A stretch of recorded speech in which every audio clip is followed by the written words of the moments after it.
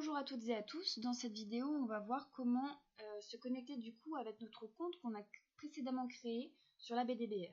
Donc du coup à nouveau je vais essayer de parler le moins possible, sauf quand il y a des explications à apporter.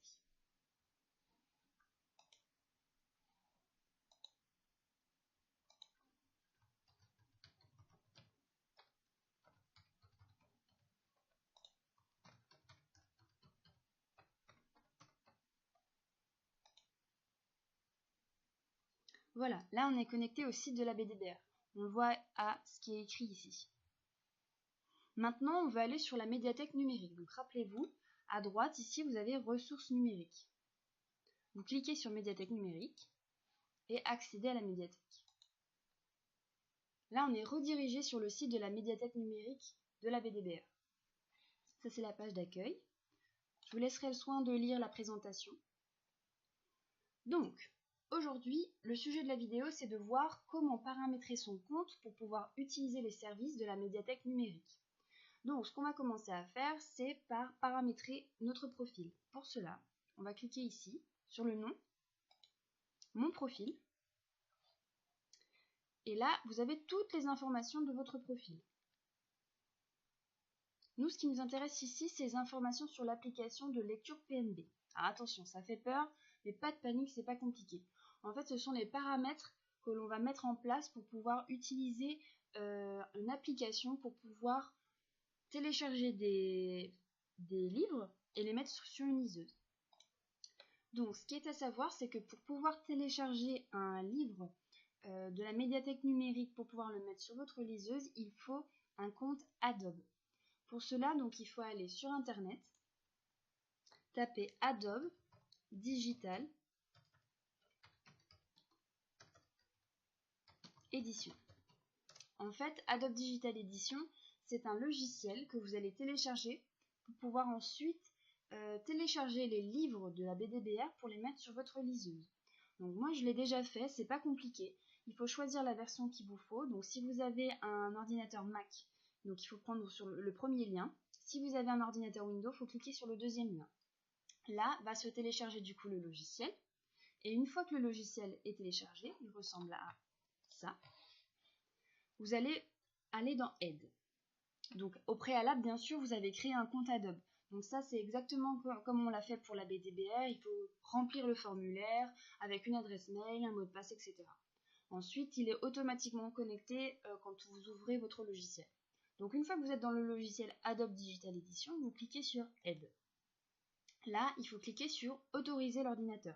Ça veut dire qu'en fait, à chaque fois que vous ouvrez cette application, enfin en tout cas ce logiciel, vous permettez à l'ordinateur d'avoir accès au site de la BDBR et vice-versa. Donc là, on fait Autoriser l'ordinateur. Cet ordinateur bénéficie d'une autorisation sans ID, ça veut dire sans identifiant. C'est-à-dire que peu importe la liseuse que vous allez connecter à votre ordinateur, vous l'autorisez à pouvoir récupérer les fichiers sur ce logiciel. Donc une fois que vous vous êtes connecté en fait sur le logiciel, là il n'y a plus rien à faire, en tout cas sur le logiciel en lui-même. Maintenant il faut retourner sur la page de la BDBR. Donc sur la page de la BDBR, ici vous avez les informations du coup qui sont relatives à ce logiciel que vous venez de télécharger. Donc ici on va paramétrer les fonctions. Vous cliquez sur modifier vos paramètres. Donc là ce sont les conditions d'utilisation du service. On fait suivant.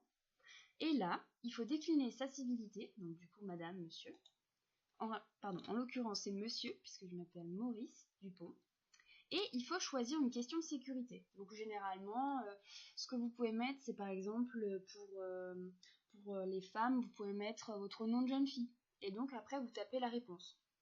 Ici, je vais mettre, je sais pas moi, le nom de mon chat. Donc je tape la question. On va peut-être mettre sous forme de question.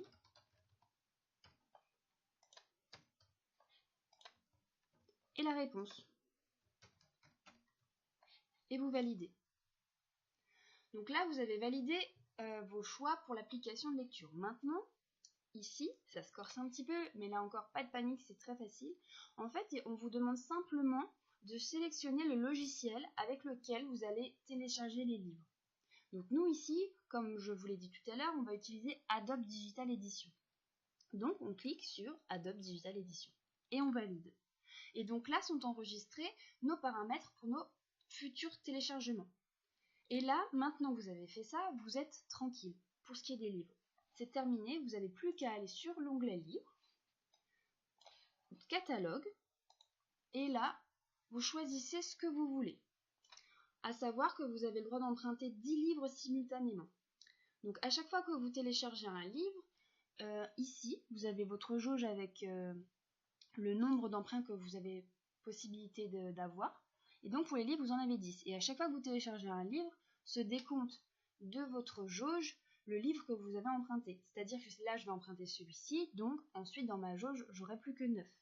Donc on va faire ensemble le téléchargement, comme ça, vous saurez le faire à l'avenir pour pouvoir le mettre sur une liseuse. Donc on va cliquer sur ce livre.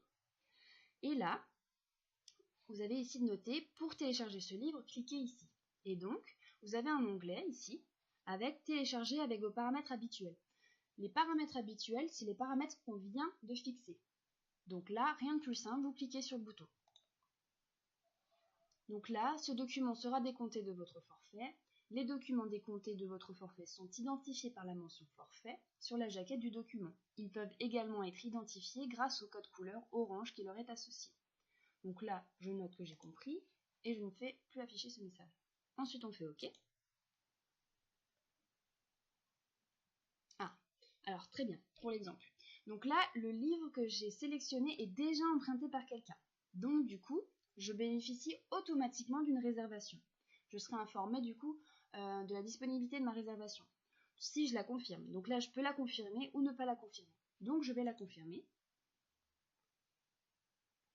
Et par mail, je serai du coup prévenue de la disponibilité de ma réservation. Donc on va choisir un autre livre. Là, on vient de voir que le livre qu'on voulait télécharger était déjà emprunté par quelqu'un d'autre. Donc on va essayer avec un autre livre en espérant être plus chanceux. On va choisir celui-ci par exemple. Et donc on va cliquer sur télécharger avec vos paramètres habituels. Le livre est en cours de téléchargement. Donc là, la barre de téléchargement vient de s'ouvrir et quand on clique sur la barre, s'ouvre automatiquement le logiciel. Le livre se trouve là. Là, il vient de s'ouvrir automatiquement. On retourne sur bibliothèque et on a la bibliothèque qui s'affiche.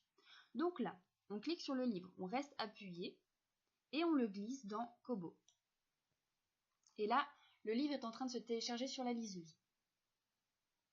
Une fois que c'est fait, pour vérifier si ça a bien fonctionné, on débranche la liseuse de l'ordinateur et on va essayer de voir du coup si elle se trouve sur la liseuse. Alors bien sûr, avant de débrancher la liseuse, on l'éjecte de l'ordinateur. C'est-à-dire qu'on clique ici, vous avez le périphérique qui s'affiche là, on double-clique pour pouvoir retirer le périphérique en toute sécurité. Éjecter.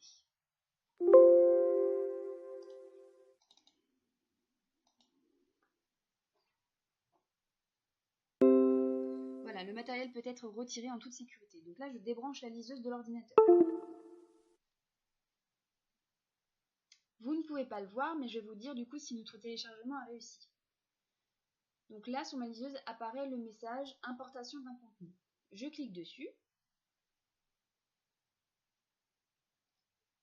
Et là, vous ne pouvez toujours pas le voir, mais le livre est téléchargé sur la liseuse, je peux le lire. Bien sûr, j'ai réussi à le terminer avant, sachant que j'ai 28 jours d'emprunt, je peux restituer le livre pour pouvoir récupérer un crédit. Donc pour cela, ça se passe sur le logiciel. Donc sur le logiciel Adobe Digital Edition, vous cliquez sur le livre que vous venez d'emprunter, vous faites un clic droit et vous faites restituer l'élément emprunté. Et donc là, le livre va disparaître de votre bibliothèque pour réapparaître dans la BDBR pour pouvoir être accessible à quelqu'un d'autre. Voilà. Donc là, je termine avec le logiciel et je réapparais à nouveau sur la page de la BDBR. Ici sont décomptés du coup les 2 livres que j'ai essayé d'emprunter. Alors ça prend un petit peu de temps avant d'avoir un livre de restitué, mais ça reviendra. Et donc voilà, pour les livres, c'est tout ce que vous avez à savoir.